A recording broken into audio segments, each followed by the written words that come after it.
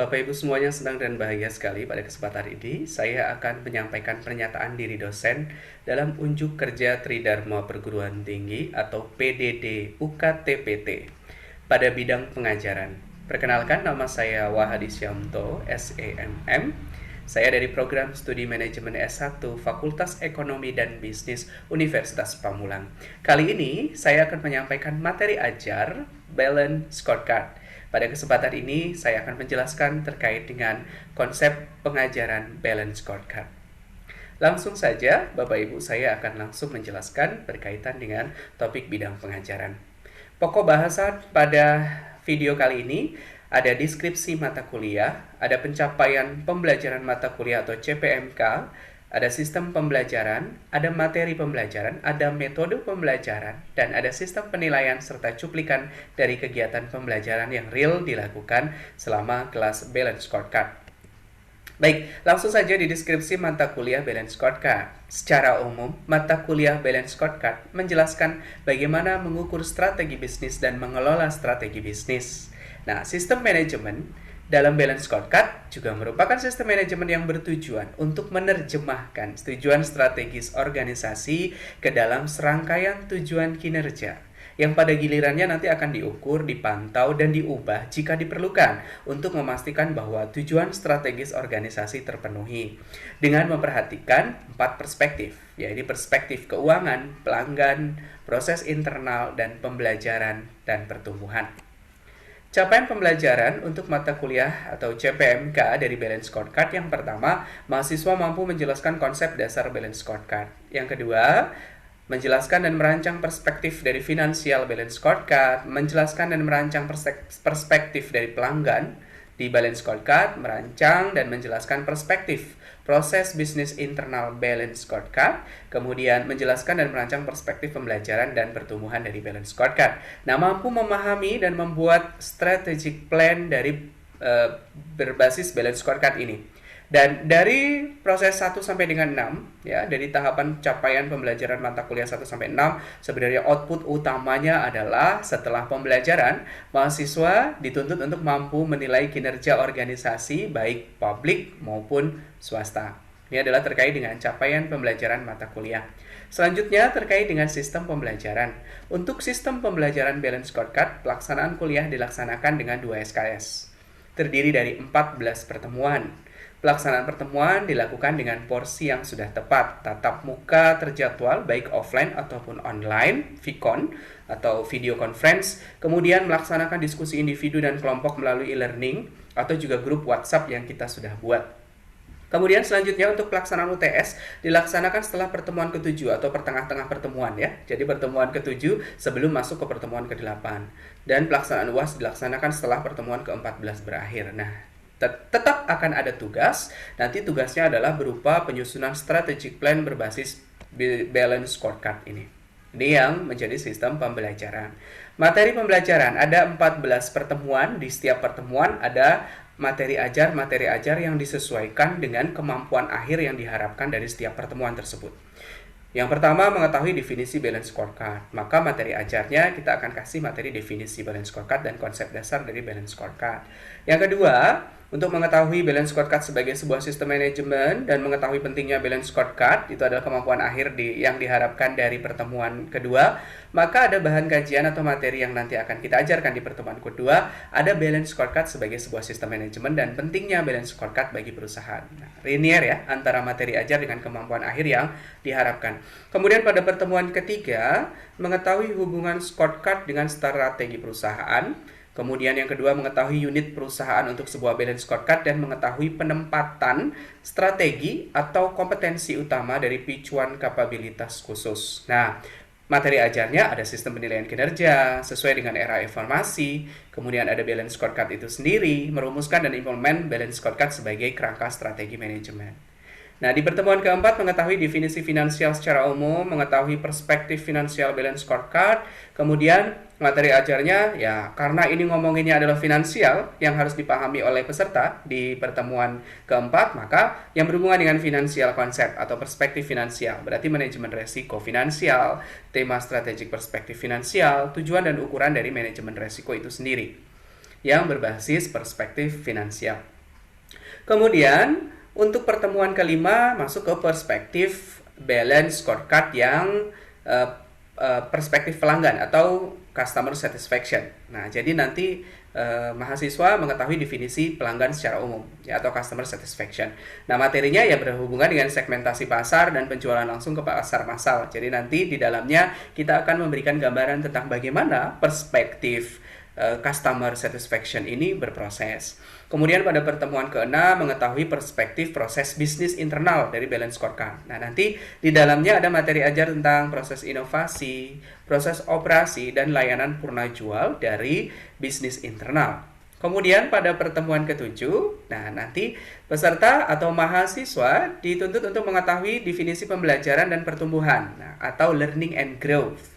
Nah, di sini materi ajarnya ya berarti bicara mengenai mengukur kepuasan kinerja atau pekerja, kemudian mengukur retensi pekerja, kemudian mengukur produktivitas pekerja. Nanti di dalamnya juga berkaitan dengan konsep learning and grow yang akan dijelaskan.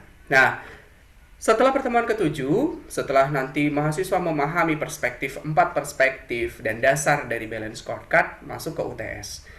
Nah, setelah dievaluasi melalui UTS, nanti akan dilanjutkan dengan pertemuan ke-8, di mana mahasiswa dituntut untuk mampu menjelaskan dan menyelaraskan ukuran dari balance scorecard. Nanti ada materi ajarnya hubungan sebab akibat, hasil dan faktor pendukung kinerja, dan keterkaitan dengan masalah finansial. Kemudian di pertemuan ke-9, mampu menjelaskan faktor-faktor dan langkah-langkah penyusunan. Nah, faktor-faktor dipergunakan dalam balance scorecard, langkah-langkah penyusunan juga dengan balance scorecard itu sendiri, nanti materi ajarnya akan demikian. Kemudian untuk pertemuan ke-10 mengetahui keunggulan dan kelemahan dari balance scorecard. Nah, nanti materi ajarnya ya, kita akan menjelaskan tentang keunggulan dan kelemahan dari balance scorecard yang mereka sudah mulai pahami dari awal pertemuan. Masuk ke pertemuan ke-11, ini mereka, para mahasiswa dituntut untuk mampu menjelaskan penerapan dan kegagalan dari balance scorecard ini. Penerapan BSC, kegagalan BSC menjadi materi ajarnya. Pertemuan 12 juga menjelaskan penggunaan BSC. Jadi penentuan jati diri dan perumusan strategi balance scorecard itu menjadi materi ajar. Nah, di pertemuan ke-13 mampu menjelaskan dan melaksanakan program manajemen balance scorecard. Jadi, pada pertemuan ini nanti mahasiswa akan mendapatkan materi ajar terkait dengan meluncurkan program balance scorecard, membangun sistem manajemen terpadu, dan mobilisasi perusahaan. Nah, pada materi ajar pertemuan 13, nanti mahasiswa akan diberikan bagaimana tahapan implementasi dari balance scorecard secara utuh sampai dengan scoring. Ya, mobilisasi perusahaan, bagaimana berprosesnya dalam konsep balance scorecard itu sendiri, dan tugas akan mulai diberikan di pertemuan ke-13. Masuk pertemuan 14 mampu menjelaskan balance scorecard dalam sektor publik. Jadi pengertian balance scorecard, penerapan dari balance scorecard itu sendiri pada sektor publik yang sebagaimana sudah dibahas pada tugas di pertemuan ke-13. Nah, ini adalah materi ajar yang akan diberikan kepada para mahasiswa untuk materi balance scorecard. Untuk metode pembelajaran, ada 4 metode yang digunakan. Ada ceramah dan presentasi. Ceramah dan presentasi, ya ini pasti bicara mengenai konteks bagaimana menyampaikan materi oleh dosen. Ini adalah hal yang terpenting dalam proses belajar mengajar. Nah, makanya kita harus sesuaikan topik pembahasan sesuai dengan target yang harus di-achieve oleh para mahasiswa. Kemudian ada self-learning. Ya, jadi peserta juga diberikan soft copy materi melalui grup WA atau e-learning, ya, di mana Unpam mempunyai e-learning sehingga dapat dipelajari sebelum pertemuan tatap muka dilakukan. Nah, di sana juga nanti ada tanya jawab di grup sehingga kalau ada apa-apa kita bisa sambil menjawab prosesnya yang ada di konsep self-learning tersebut. Kemudian diskusi juga bagian terpenting dari proses belajar mengajar, karena ini adalah komunikasi dua arah antara dosen dan mahasiswa, sehingga kita bisa saling memecahkan masalah baik secara sinkronus maupun asinkronus. Ya, ada via e-learning, bisa juga via grup WA, bisa juga melalui tatap muka baik offline maupun VCon seperti yang akan dicuplikan pada sesi video ini. Kemudian yang terakhir ada latihan. Latihan ini adalah tentang bagaimana kami atau saya memberikan pembekalan kepada mahasiswa tentang teknik bagaimana membuat balance scorecard ini. Sehingga latihan ini menjadi hal yang sangat penting karena akan memberikan gambaran tentang proses dan memampukan mahasiswa dalam membuat balance scorecard secara utuh sampai dengan scoring dan membuat rencana tindak lanjut. Ini terkait dengan metode pembelajaran. Untuk sistem penilaian mata kuliah, kita menggunakan indikator penilaian ada 4. Ada kehadiran, ada tugas, ada UTS, dan UAS. Dengan bobot ada 10 untuk kehadiran, tugas 20%, UTS 30%, dan UASnya 40%, di mana totalnya adalah 100%. Nah, dari masing-masing indikator penilaian ada komponen di dalamnya. Kalau kehadiran kita mengacu pada absensi. Ya, pencapaian absensi mahasiswa ini adalah tingkat disiplin mereka.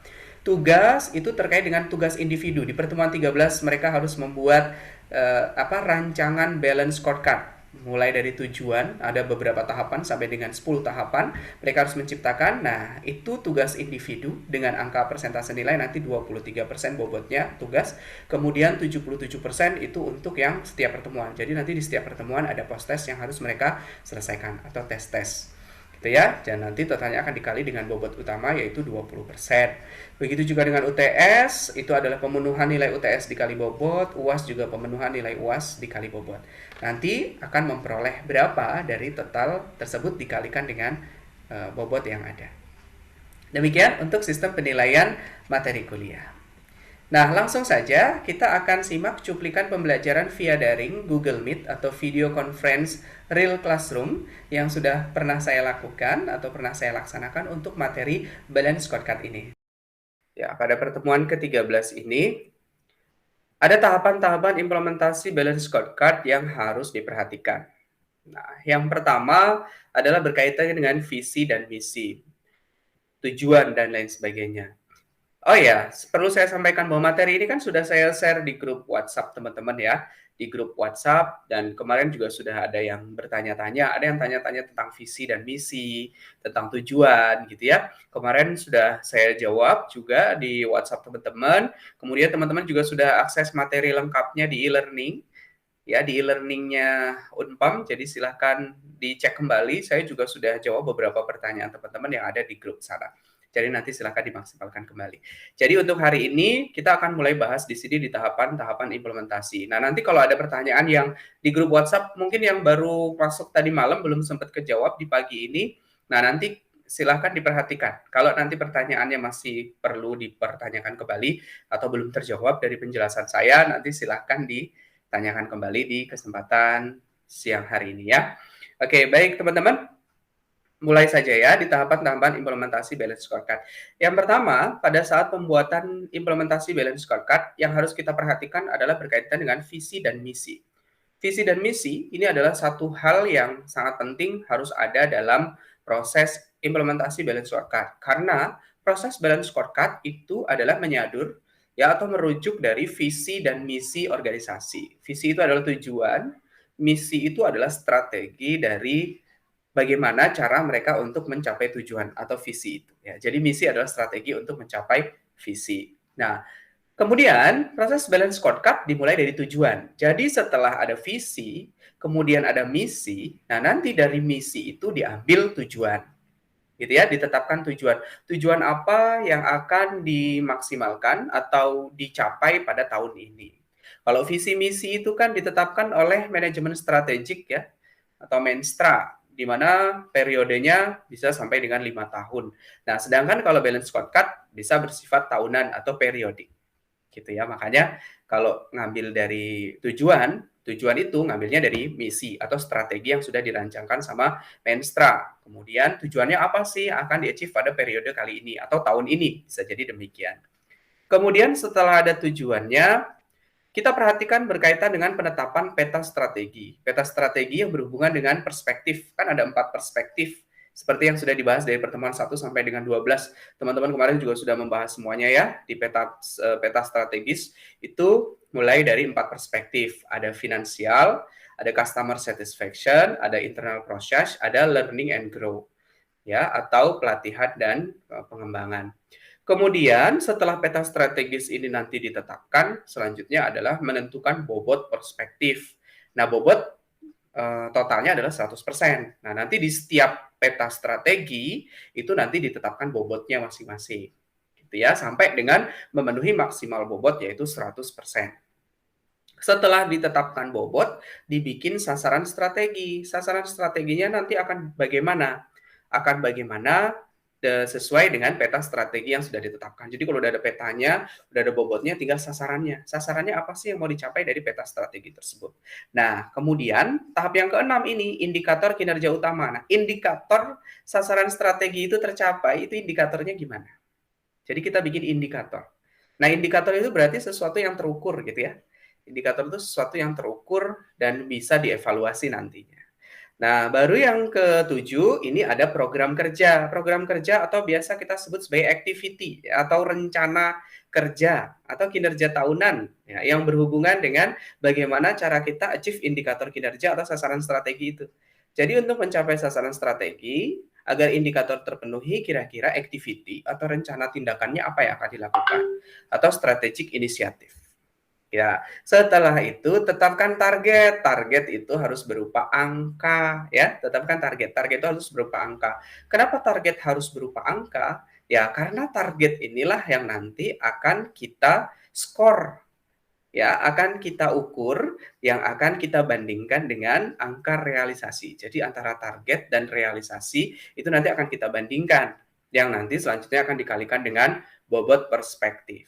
Nah, setelah itu muncullah skor pengukuran kinerja. Jadi skor itu diperoleh dari realisasi dibagi target dikali bobot perspektif. Nanti akan muncul tuh skor pengukuran kinerja.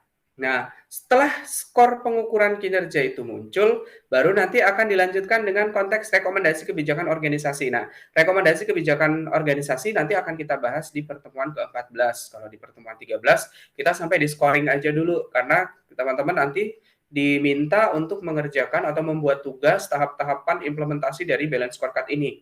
Mulai dari tahap 1 sampai dengan tahap 10. Sampai dengan ya bikinlah asumsi realisasi gitu ya, angka. Sehingga nanti angkanya kira-kira akan muncul berapa di skor pengukuran kinerja. Nah, di scoring itu kan nanti ada ketentuan ya. Kalau 80 sampai dengan 100 berarti dia hijau. Hijau itu which is masuknya aman. Kira-kira kalau aman hijau rekomendasinya akan bagaimana nanti? Nah, kemudian 80 sampai 60 atau 60 sampai 80. Nah, itu kuning. Kuning itu artinya warning gitu ya. Berarti kira-kira kalau warning demikian, rekomendasi kebijakan organisasi akan bagaimana nanti ke depannya. Kemudian kalau di bawah 60 atau kurang dari 60 itu biasanya merah. Nah, merah itu berarti ya bahaya gitu ya, dangers. Nah, itu perlu diapain? Kira-kira rekomendasinya akan seperti apa?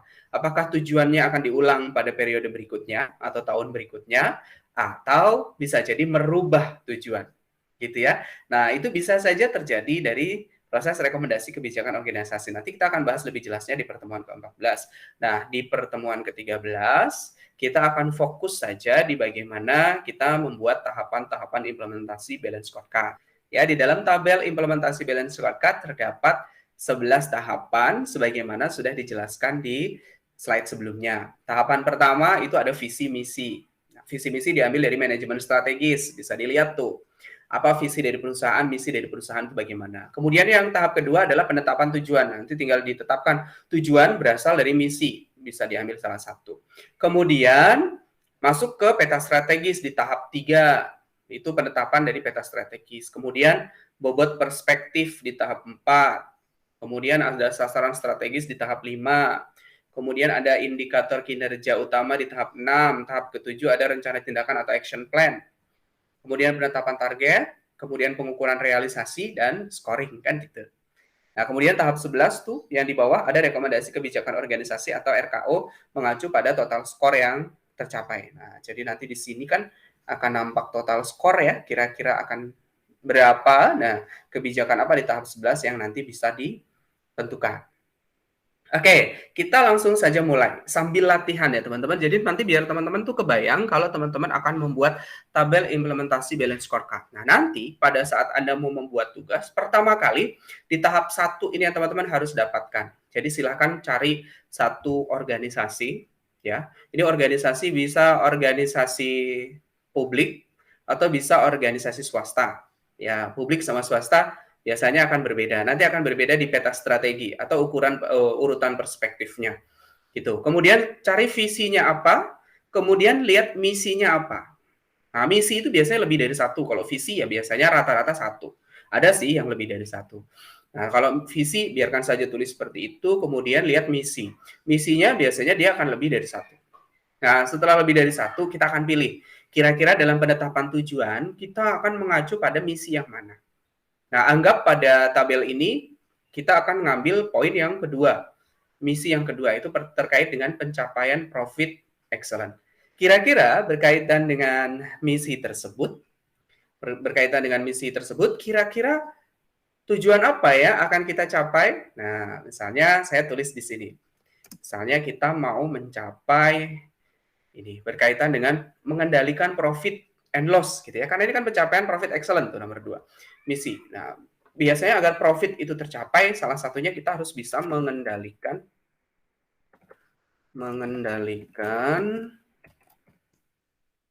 profit and loss kan ya. Profitnya harus oke, loss-nya harus terkontrol dong. Jangan sampai profitnya tercapai tapi loss-nya pada lewat ya. Teman-teman juga akan tahu kalau punya bisnis usahanya secara sales-nya cakep gitu ya, tapi ternyata loss atau kehilangan barang atau waste produknya banyak. Nah, itu pasti akan berpengaruh. Nah, resikonya juga cukup maksimal. Nah, biasanya kalau ini sesuai visi, ini kan visinya, ini adalah, anggaplah organisasi swasta ya, karena ini adalah restoran terkemuka. Misalnya visinya adalah menjadi restoran terkemuka. Biasanya kalau restoran itu identik sama loss barang. Entah itu barangnya yang hilang karena pemasakan tidak sesuai standar, atau produksi yang tidak sesuai standar, atau bisa jadi karena waste, misalnya nggak laku terus dibuang, atau bisa jadi karena proses persiapan bahan yang terlalu kebanyakan. Kalau loss-nya banyak, profit bisa jadi akan sangat sedikit. Jadi pencapaian profit excellent bisa jadi tidak tercapai. Nah, oleh karena itu tujuan, anggap ya di tahap 2 kita akan menetapkan tujuannya demikian. Nah, nanti teman-teman bisa juga mengacu dari misi, kira-kira tujuannya apa yang cocok berdasarkan misi yang mau kita achieve kira-kira di periode ini. Ya, misalnya ini adalah mengendalikan profit and loss. Oke, sebelum saya masuk ke tahap ketiga, ada pertanyaan silakan. Ada yang mau ditanyakan? Ada, Pak. Ya, silakan Monik. Untuk misi, Pak, itu kan ada 3 ya, Pak. Menjamin Ya, kualitas, pencapaian profit excellent, dan yang ketiga memaksimalkan SDM. ya. Apakah Oke. harus ada 3-tiganya itu atau bisa kurang, Pak? Atau ada minimalnya gitu, Pak? Oke, baik Monik. Terima kasih untuk pertanyaannya. Saya langsung jawab ya Monik. Baik, Pak. Ya. Jadi, dalam penetapan balance scorecard, dari misi yang ada, untuk menetapkan tujuan, kita bisa ambil salah satunya terlebih dahulu. Kira-kira dari misi yang ada, kita cukup menentukan salah satunya dulu untuk ditentukan tujuan. Nah, contohnya kalau dalam kasus ini kita ngambil dari 3 misi itu adalah pencapaian profit excellent. Ya udah kita ambil yang itu. Karena kalau tiga-tiganya nanti tujuannya akan banyak. Nah, kita berharap adalah satu misi kemudian ditarik menjadi satu tujuan gitu. Kalau misalnya mau dibuat dengan tujuan berbeda boleh, tapi nanti periode berikutnya. Jadi gitu. Anggaplah periode sekarang kita ngambil yang kedua nih, pencapaian profit excellent. Tujuannya adalah mengendalikan profit and loss. Nah, mungkin bisa jadi di periode ke depan, tahun depan misalnya kita ngambil yang memaksimalkan SDM misalnya. Tujuannya apa? Misalnya memaksimalkan kemampuan sumber daya manusia excellent. Misalnya jadi tujuannya akan demikian. Nah, itu bisa demikian. Jadi kita punya satu ukuran, satu arah. Jadi nanti tahun ini ya akan menjadi capaian kita, tujuan kita itu apa, ya disesuaikan dengan masing-masing misi. Nah, kalau nanti nggak tercapai nih tujuan kita berdasarkan misi yang sudah ditetapkan, ternyata tujuan BSC nggak tercapai di tahun ini. Nah, ini akan menjadi rekomendasi kebijakan organisasi. Apakah tujuan ini akan diulang lagi di periode ke depan atau kita bisa pindah topik. Idealnya sih kalau belum berhasil harusnya dievaluasi dan membuat kebijakan baru untuk tujuan yang sama kita perbaiki di tahun berikutnya. Harusnya demikian ya. Kemudian kalau misalnya tercapai, misalnya ternyata skornya bagus gitu ya, masuk ke kategori hijau 80 sampai dengan 100 gitu ya, angkanya, persentasenya. Nah, ini bisa jadi berdasarkan RKO-nya atau rekomendasi kebijakan organisasi, ini akan ini kita keep, jadi kegiatan ini sesuai dengan peta strategi ini dilanjutkan. Nah, kita bisa membuat tabel implementasi BSC dengan misi yang berbeda di periode berikutnya. Gitu. Ngambil dari salah satu misi yang berbeda lagi. Jadi gitu ya, Monik. Jadi jangan lebih dari satu. Nanti kalau lebih dari satu, resikonya nanti akan sulit untuk mengidentifikasi. Dipahami ya, Monik? Baik, Pak. Terima kasih. Oke, baik. Kita akan lanjut sekarang setelah menentukan tujuan, kita lanjut ke tahap ketiga. Tahap ketiga adalah membuat peta strategis. Nah, pada saat membuat peta strategis, perhatikan ini. Kita tetap ngambilnya arahnya dari tujuan ya. Tujuannya adalah mengendalikan profit and loss kan gitu ya, ada di situ. Kemudian lihat di keuangan, di perspektif. Perspektif urutannya demikian. Karena ini adalah organisasi swasta, biasanya organisasi swasta perspektif keuangan atau finansial itu menjadi acuan utama, yaitu terutama juga bagian dari misi. Kalau diperhatikan dari misi ini kan pencapaian profit excellent dan tujuannya juga mengendalikan profit and loss. Nah, berarti si perspektif keuangan atau finansial ini menjadi bagian paling atas karena ini akan kita sasar utamanya. Oke, sebelum masuk ke peta strategis, di perspektif ada pertanyaan. Di perspektif ada Cukup, pertanyaan? Pak. Oh ya, Monik lagi. Rajin Monik nanya mulu. Ada apa, Monik? Pertanyaannya di mana nih? Gini Pak, jadi kan itu untuk di perspektif kan ada keuangan customer, bisnis internal, sama learning and grow. Ya, Itu harus begitu ya Pak urutannya, nggak bisa misalnya yang learning and grow di atas atau keuangan di tengah itu nggak bisa ya Pak? oke, baik Monik. Sebenarnya ini disesuaikan ya, disesuaikan dengan kebutuhan yang menjadi tujuan utama. Ketika tujuan itu mengacunya pada profit and loss, ya berarti perspektif keuangan harus di atas karena ini identik dengan finansial ya. Kalau ngomongin profit sama loss berarti finansial. Tapi kalau nanti tujuan itu berhubungan dengan customer ya bisa jadi customernya yang menjadi di atas. Kalau ternyata nanti tujuannya misalnya memaksimalkan SDM kan bicara mengenai bisnis internal nanti ya, misalnya misi itu kita ambil yang poin 3 tuh di atas, memaksimalkan SDM. Nah, bisa jadi memaksimalkan SDM ini menjadi bisnis internal. Jadi bisnis internal bisa menjadi ke atas. Nah, begitu. Nah, kalau di organisasi publik atau pemerintahan gitu ya, rata-rata mereka itu customer yang di atas. Jadi di perspektif itu customer dulu, kemudian bisnis internal, kemudian learning and grow, keuangan ada di paling bawah. Nah, kenapa? Karena output yang diharapkan dari organisasi publik itu adalah bagaimana pelayanan mereka terhadap masyarakat. Itu biasanya terkait dengan apa kepuasan pelanggan gitu. Itu udah pasti yang menjadi sasaran utama.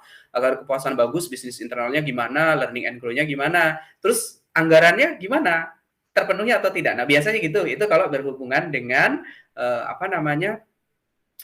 organisasi publik. Tapi kalau swasta, swasta ya biasanya profit itu yang ada di atas. Atau bisa jadi bisnis internal juga di atas. Tapi nggak menutup kemungkinan juga swasta, customer juga di atas. Tergantung misi.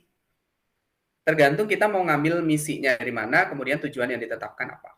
Nah, kalau kita lihat dari yang di sini, karena tujuannya adalah mengendalikan profit dan loss, maka akan cocok kalau keuangan ada di atas. Gitu ya, Monik, dipahami?